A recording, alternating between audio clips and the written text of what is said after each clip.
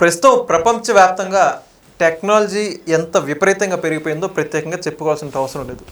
ప్రతి ఒక్కరి చేతిలో స్మార్ట్ ఫోన్స్, ఏకంగా చంద్రుడి మీదకే అత్యంత టెక్నాలజీతో కూడినటువంటి రాడార్లు, ఉపగ్రహాలు పంపగలిగిన టెక్నాలజీతో వచ్చింది.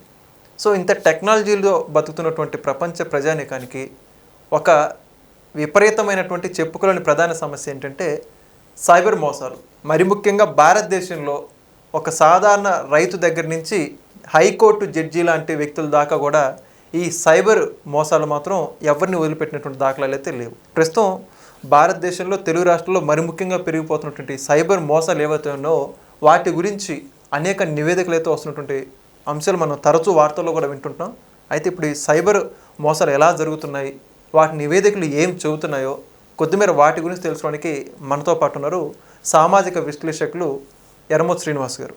సార్ నమస్తే అండి. నమస్తే సార్, సైబర్ ఫ్రాడ్స్ ఈ మధ్య తరచూ ప్రతిరోజు పోలీసుల దగ్గర ఏదో కేసు నమోదవడం, ప్రతిరోజు జరిగే వార్తల్లో కావచ్చు, ప్రతిరోజు చదివే పేపర్లో కావచ్చు, ఎక్కడో ఒక చిన్న మూలైనా సరే ఈ సైబర్ ఫ్రాడ్ జరిగిందన్న వార్త రాక తప్పలేదు. అది ఇప్పుడు రాజకీయ నాయకులు ఈ యొక్క సైబర్ క్రైమ్స్కి ఎవరు అతీతం లేకుండా పోయిందండి. నిజంగా చూసుకుంటే ఎంత పెద్ద వాళ్ళైనా సరే దీనికి సంబంధించి బాధితులుగా మారిపోతున్నారు. అయితే ఇప్పుడు దీనికి సంబంధించి గణాంకాలు ఏం చూస్తున్నాయి, అసలు ఈ సైబర్ దాడుల గురించి మీ మాటల్లో, మీ విశ్లేషణలో ఏమంటారు? దీనికి సైబర్ నేరగాళ్ళు లేదా వాళ్ళు చేసే విన్యాసాలండి చాలా వింతగా ఉంటాయి. ఎలాగంటే మనకి దానికి బారిన పడ్డ బాధితుడు ఎవరికి చెప్పుకోలేడు. చెప్పుకుంటే సిగ్గుపడతాడు ఒక్కొక్కసారి. ఎలాగంటే అయ్యో నా 8 లక్షలు పోనీ అంటే ఎవరికన్నా చెప్పుకుంటే వెటకారం చేస్తారేమో, వేళకోళం చేస్తారేమో అన్న కొంత ఇది వల్ల అతను చెప్పుకోలేకపోతాడు. బహిరంగంగా చెప్పుకుంటే ఇంత చదువుకున్నవాడు ఎలా ఇదయ్యారా అని వెటకారం చేస్తారేమోనని చెప్పుకోలేకపోతాడు. కానీ అలా చెప్పుకోలేకపోయిన వాళ్ళు ఎంతమంది ఉన్నారో, బారిన పడి వేల కోట్లు, లక్షల కోట్లు పోగొట్టుకున్న వాళ్ళు ఉన్నారు. అంటే కొంతమంది ఆశ చూపించి ఆశ చెప్పుకుంటే మాకు 10 లక్షలు వస్తాయి, 20 లక్షలు పెట్టామంటే మళ్ళీ ఇంత ఆశపడ్డావు అన్నారని చెప్పుకోవడానికి అది సిగ్గు. అవునండి.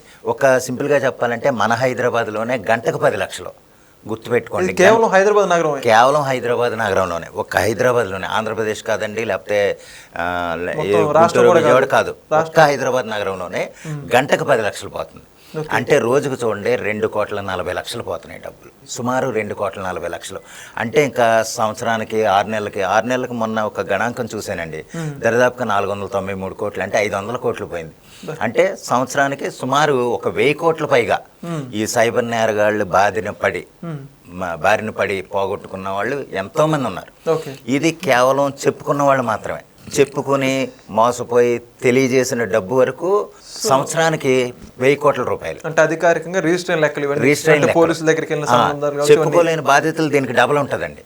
చెప్పుకోలేని బాధితులు అంటే కొంత మరీ ఇంత పోగొట్టుకున్నాం, సరే కంప్లైంట్ ఇద్దాం, ఏమన్నా రికవరీ వస్తుందేమో అని కొంతమంది ప్రయత్నం చేస్తారుగా. ఆ ప్రయత్నం చేసే సొమ్ము సిగ్గుపడకుండా, అంటే ఎంతో మంది డబ్బులు బాగొట్టుకుంటే ఏదైనా వెటకారం చేస్తారేమో అని సిగ్గుపడతారు. కొంతమంది చిన్న చిత్క అమౌంట్ అని ఏదో మనకు అలాగొచ్చింది కదా ఇలా పోయింది అనుకో కొంతమంది లైట్గా తీసుకునే వాళ్ళు ఉంటారు, కొంత దేవుడే చూసుకుంటాడని అనుకునే వాళ్ళు ఉంటాయి, ఇంకా రకరకాలుగా ఉంటారని.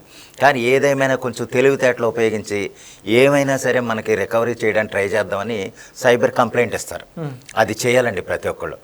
అయితే పోలీసులు తీసుకునే శ్రద్ధ కానీ గవర్నమెంట్ తీసుకునే శ్రద్ధ ప్రకారం సైబర్ నేరగాళ్ళు తగ్గుతున్నా లేదా ఆ నేరాలు తగ్గుతున్నా కానీ ఆ సంఖ్య మాత్రం తగ్గట్లే. అంటే ఇప్పుడు సపోజు ఈరోజు 10 లక్షలు కొట్టేశాడు అనుకోండి ఒకడు, నెక్స్ట్ టార్గెట్ అనమాటాడు ఒక సపోజ్ ఒకటి అకౌంట్లో 1 కోటి రూపాయలు ఏమైనా ఉంటే దానికి 50 లక్షలు, 1 కోటి రూపాయలు కొట్టేయడానికి ట్రై చేస్తున్నాడు. అది ఏ విధంగానైనా ట్రై చేస్తాడు. సింపుల్గా చెప్పాలంటే నాది ఒక చిన్న అనుభవం ఉందండి. నాకు ఎలాగంటే లండన్ నుంచి ఒక మెసేజ్, ఫారెన్ నెంబర్ నుంచి, ఏంటంటే మీకు ఏమంటే మీరు యాక్టివ్ ఫోటోగ్రాఫర్గా ఉన్నారు, చాలా ఎక్సలెంట్గా చేస్తున్నారు మీ వర్క్, అయితే మీకు ఇంకా సపోర్ట్ అవసరం, మీరు ఏమన్నా ఫారిన్ రావాలనుకుంటున్నారా, వస్తే కనుక మా హెల్ప్ ఉంటుంది అన్నారు. నాకు ఆల్రెడీ నేను ఎంతో ఆనందపడిపోయాను. అయ్యో నిజంగా ఫారిన్ వెళ్తే కనుక మన వర్క్ విదేశాల్లో కూడా చూపించుకోవచ్చు కదా అన్న ఆనందం. ఇది మోసం అన్న సంగతి నాకు తెలియదు, మొదట్లో గ్రహించలేకపోయారు. అది ఎలాగంటే హనీ ట్రాఫికింగ్ అండి ఇది దాని గురించి చెప్తున్నాను. అయితే సరే అన్నారు. నాకు చివరికి కొన్ని రోజుల తర్వాత ఒక ప్యాకింగ్ చేసి చూపించారు. ప్యాకింగ్ చేసి ఒక ల్యాప్టాప్, యాపిల్ ల్యాప్టాప్, దరిదాపుగా అది 3 లక్షలు ఉంటుందండి, మంచి క్వాలిటీతో కాన్ఫిగరేషన్తో సహా, ఒక ఐఫోను, 2 సూట్సు, ఇవన్నీ కలిసి 3 లక్షలు సుమారు విలువ దాటే విలువ చేస్తాయి. అయితే ముందుగా చెప్పింది ఏంటంటే మీకు ఇండియాకి వచ్చిన తర్వాత కస్టమ్స్ అమౌంట్ కొంత మీరు పే చేయాలి, కస్టమ్స్ అమౌంట్ పే చేస్తే కనుక మీకు అవి రిలీజ్ అయిపోతాయి అని చెప్పారు. అదెంత అంటే 45,000 సుమారు అన్నారు. సరే మనం 3 లక్షలు దాటి ఇది అవుతుంది, మనం 45,000 కదా, మనకెంతో నమ్మి ఇది చేసి పంపిస్తున్నారు, ల్యాప్టాప్ అక్కడంటే ఇంకా మంచిది కదా అన్న దురాలోచన అంటే తర్వాత తెలిసింది నాకు. కానీ యాక్చువల్గా నన్ను ఎంతో ఇష్టపడిపోయి నాకు పంపించేస్తున్నారేమో అన్న ఆనందమే తప్ప ఇదైందండి. ప్యాక్ చేయటంతో సహా దాని డిటిడిసి కొరియరు జాబ్ ఐడి ఏదో మొత్తం మీద ఐడితో సహా నాకు పెట్టి చేశారు. పొద్దున్న నాకు ఢిల్లీ నుంచి ఫోన్ ఏంటంటే your items are waiting for customs clearance అని అన్నారు. నేను ఆ జాబ్ ఐడి వస్తుంది కదండి, ఆ జాబ్ ఐడితో నేను ఏంటంటే గూగుల్లో ట్రాక్ చేశాను. గూగుల్లో ట్రాక్ చేస్తే అందులో కూడా your items are waiting for customs clearance అని మెసేజ్ గూగుల్లో చెక్ చేసిన ట్రాక్ ఐడిలో కూడా నిజమే అనుకుంటాం కదా. అవును కదా. ఎందుకు అది కూడా గూగుల్ ఐడిలో కూడా ఫస్ట్ కనిపించడం, అది కూడా ఫేక్ వెబ్సైట్. అవును. సరే నేను నిజమని నమ్మేశాను. వెళ్ళి 45,500 పే చేయాలన్నారు. 45,500 పే చేయడానికి ఆలోచించాను, కానీ మళ్ళీ సెకండ్ టైం మళ్ళీ ఫోన్ వచ్చింది. సార్ వెయిటింగ్ ఇది పే చేయాలి, కస్టమ్స్ మాత్రం కంపల్సరీ పే చేయాలి, లేకపోతే మీకు రిలీజ్ చేయరు అనేసి అన్నారు. సరే 45,500 నాకు దరిద్రం వచ్చి చూడండి, నా అకౌంట్లో ఉన్నాయి ఇప్పుడు డబ్బులు. సరే పే చేశాను. పే చేసిన తర్వాత ఫోన్పే నెంబర్ పే చేశారు. పేమెంట్ ఇది IFSC code Lajpat Nagar branch Delhi, SBI Lajpat Nagar branch New Delhi, అన్ని official details account number IFSC code మొత్తం క్లియర్గా ఏదో సింగ్. సరే పంపించేశాను. పంపించిన తర్వాత మీకు అది అవ్వగానే మీ పర్టికులర్ అడ్రస్ ఉందండి, దాని మీద మీకు వచ్చేస్తుంది అన్నారు. ఓకే సంతోషమే, మనం పే చేస్తాం కదా అనుకున్నాం. 1 గంట తర్వాత మీకు వచ్చిన ఆ ప్యాకేజ్లో 10 lakhs అది మన లండన్ కరెన్సీ ఉంది, దాని వాల్యూ 1,83,00,000 అని చెప్పారు. అది యాంటీ మనీ లాండరింగ్ కేసు అవుతుంది. యాంటీ మనీ లాండరింగ్ సర్టిఫికేట్ తీసుకోకపోతే ఆ డబ్బులు రిలీజ్ చేయడానికి అవ్వదు. దానికోసం 1,75,000 అవుతుంది. 1,75,000తో సర్టిఫికేట్ తీసుకొని మాకు వస్తేనే ఆ డబ్బులు రిలీజ్ అవుతాయి. దానివల్ల మీకు ఇండియాలో వాడటానికి ఏ విధమైన ఇబ్బందులు ఉండవు. ఆ కరెన్సీని మీరు వాడుకోవచ్చు, మన ట్రాన్స్లేట్ చేసుకోవచ్చు, వాడుకోవచ్చు, కన్వర్ట్ చేసుకోవచ్చు ఇండియన్ కరెన్సీ కింద అని చెప్పారు. సరే అప్పుడు డౌట్ వచ్చిన తర్వాత నేను స్థానికంగా ఉన్న ఎస్బీఐ బ్రాంచ్కి వెళ్ళానండి. బ్రాంచ్కి వెళ్ళి కొంచెం రిక్వెస్ట్ చేశాం. నా కూడా ఉన్న అతను కూడా బ్రాంచ్ మేనేజర్ తెలిసిన ఆయన, ఈ ఫలానా బ్రాంచ్ మేనేజర్ మా ఫ్రెండ్, కొంచెం చూడండి అంటే రిక్వెస్ట్ చేస్తే చెప్పారు, అవునండి అకౌంట్కి అయితే అయిపోయినాయి. అయితే ఇదే రోజు 7 అకౌంట్ల నుంచి దరిదాపుగా 4 లక్షలు వెళ్ళినాయట. సేమ్ అకౌంట్కి వేరే డిఫరెంట్ అకౌంట్ నెంబర్. రాజమండ్రి నుంచి నేను, గుంటూరు నుంచి 2,20,000 అలా మొత్తం. అంటే ఎంత దారుణంగా మోసాలు జరుగుతున్నాయో చూడండి. సరే ఇదంతా ఇది కదా అని డిటిడిసికి వెళ్ళి ఆ ట్రాక్ ఐడి ఉంటుంది కదా, జాబ్ ఐడి పట్టుకుని వెళ్ళి చెక్ చేస్తే ఇది ఫేక్ ఐడి అండి, ఇది 8 numbers ఉంది, మనది 10 numbers ఉంటుంది అన్నారు. అప్పుడు పోయినాయి డబ్బులు. సరే ఇదంతా తేరుకోవడానికి ఒక 2 hours అయిపోయింది. వెంటనే మనం మీకు ప్రత్యేకంగా చెప్తున్నానండి, వెంటనే మనం చేయాల్సింది ఏంటంటే ఎప్పుడైనా సరే ఒక అనాథరైజ్డ్ ట్రాన్సాక్షన్ చేసినప్పుడు ట్రాన్సాక్షన్ అవగానే మనకు మెసేజ్ వస్తుంది, ఇది మీరేనా చేసింది అని. చాలా ఇంపార్టెంట్ పాయింట్ ఇది మీరేనా చేసింది అని. మేము కాదు, ఇది ఒక పొరపాటున ట్రాన్సాక్షన్ చేశాను అని కనుక మీరు వెంటనే రిప్లై ఇవ్వగలిగితే హోల్డ్ అయిపోద్ది. మనం 2 గంటల తర్వాత 3 గంటల తర్వాత దాని రెస్పాన్స్ ఉండదండి. ఎందుకంటే అధికారికంగా మనమే పే చేసేసినట్టు లెక్క, మనకిష్టమయ్యే మనం పే చేసినట్టు లెక్క, అప్రూవల్ ఇచ్చేసినట్టే. నువ్వు దానికి రెస్పాండ్ కాలేదంటే. దానికోసం నేను బ్రాంచ్కి వెళ్ళాను. బ్రాంచ్కి వెళ్తే మీరు ఏ బ్రాంచ్ నుంచి అయితే ట్రాన్సాక్షన్ చేశారో ఆ బ్రాంచ్లో కనుక్కోండి అన్నారు. అది హెచ్డిఎఫ్సి బ్యాంకు దానమైపేట అన్నమాట, రాజమండ్రి.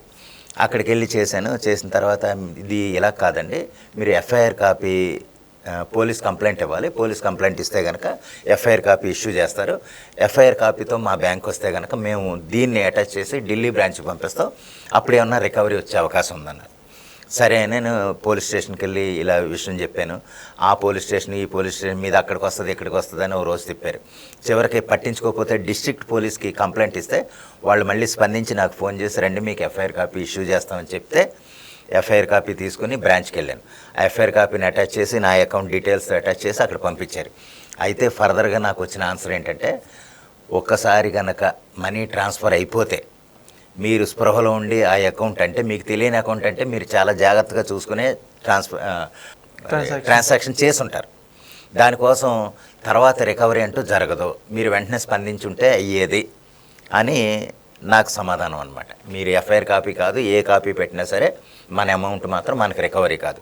ఒక డిపార్ట్మెంట్లుగా ఉన్నవాళ్ళు ఎవరికన్నా కొంతమందికి వెరీ రేర్ కేసెస్లో ఆ డిపార్ట్మెంట్లో ఉన్న సీనియర్ హెడ్ ఉందనుకోండి రికవరీ చేయించగలడు. కానీ ఏంటంటే ఒక సామాన్యుడికి అయితే జరగదు. అందువల్ల మీకు ప్రత్యేకంగా చెప్పేది ఏంటంటే మీరు ఏదైనా ఒక అనాథరైజ్డ్ ట్రాన్సాక్షన్ చేస్తే కనుక చాలా జాగ్రత్తగా ఉండాలి. 1-2 సార్లు మీ అకౌంట్ నెంబరు, అంటే మీ అకౌంట్ నెంబర్ ఎలాగో చెక్ చేసుకుంటారు, ఎవరికైతే పంపిస్తున్నారో ఆ అకౌంట్ నెంబర్ కూడా మీరు థరోగా చెక్ చేసుకోవాలి. ఇది మనం జెన్యూన్గా చేస్తున్నామా లేదనేది చెక్ చేసుకొని అది పూర్తిగా కన్ఫర్మ్ నిర్ధారణ మీకు మీరుగా చేసుకున్న తర్వాతే ట్రాన్సాక్షన్ చేయండి. పొరపాటును కూడా ఎటువంటి సైబర్ నేరగాళ్ళు మోసాల్లో మాత్రం పడకండి. పడితే కనుక మనం బుక్ అయిపోయినట్టే. జాగ్రత్తగా ఉండాలి. సరే, ఈ విషయం ఇదైతేనండి. ఇప్పుడు గంటకి 10 లక్షలు సుమారు మన హైదరాబాద్లోనే పోతే రోజుకి 2,40,00,000 అంటే ఒక సంవత్సరంలో చూడండి 1000 కోట్ల మంది అంటే ఎంత దారుణం. ఇది కేవలం ఒక హైదరాబాద్లోనే. అటువంటిది మన భారతదేశంలో ఎన్ని సిటీలు ఉన్నాయి? ఢిల్లీ, బాంబే, కలకత్తా, చెన్నై, బెంగళూరు, హైదరాబాద్, లేకపోతే వైజాగ్, మన స్టేట్లో ఈ అన్ని సిటీస్లో లెక్కేస్తే ఎంత దారుణంగా ఉంటుందో తెలుసండి. అంటే ఒక హైదరాబాదు దోపిడీ ఒక పెద్ద కార్పొరేట్ కంపెనీ ఉంటుంది కదా, దానికి వచ్చే ఆదాయం కంటే ఎక్కువ ఉంది. మీకు అర్థమైందా? సైబర్ నేరాల్లో పోగొట్టుకున్న వాళ్ళ డబ్బు ఒక పెద్ద కార్పొరేట్ ఆఫీస్, ఒక కార్పొరేట్ కంపెనీకి ఎంత ఆదాయం అయితే వస్తుందో దానికి 10 రెట్లు ఈ మోసాల్లో పోగొట్టుకున్న డబ్బు ఎక్కువ ఉంది. దాన్ని బట్టి చూడండి అంటే ఏ విధంగా ఎంత జాగ్రత్తగా మనం ఉండాలి. దాన్ని బట్టి మనమే ఆలోచించుకుని చేయాలి. అది నేను పోయినాయి కదని నేను అంత ఊరుకోలేదండి. పోలీస్ కంప్లైంట్ కోసం చూశాను, ఎఫ్ఐఆర్ కాపీ జనరేట్ చేసుకున్నాను, దాని కంప్లైంట్ ఇచ్చాను. పోనీ కాదంటలేదు. కానీ ఏంటంటే మన ప్రయత్నం మనం చేస్తే కనుక కొన్ని సందర్భాల్లో ఒక్కొక్కసారి వెనక్కి వచ్చే అవకాశం ఉంది. ఎందుకంటే నేను చేసింది 2018 అండి. అప్పుడు ఇంకా సైబర్ నేరగాళ్ళు గట్టిగానే ఉన్నారు. కానీ ఏంటంటే పోలీస్ వ్యవస్థ, ఈ ట్రాకింగ్ వ్యవస్థ ఇంకా గట్టిగా లేదు, అంత పగడ్బందీగా లేదు. ఇప్పుడు ఏంటంటే ట్రేసింగ్ చాలా బాగుంది.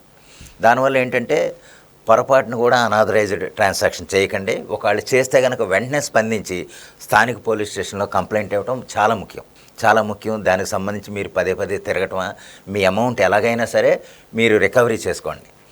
దీనికోసం నేను ఒకసారి అండి పోలీస్ స్టేషన్కి వెళ్ళాను కదా.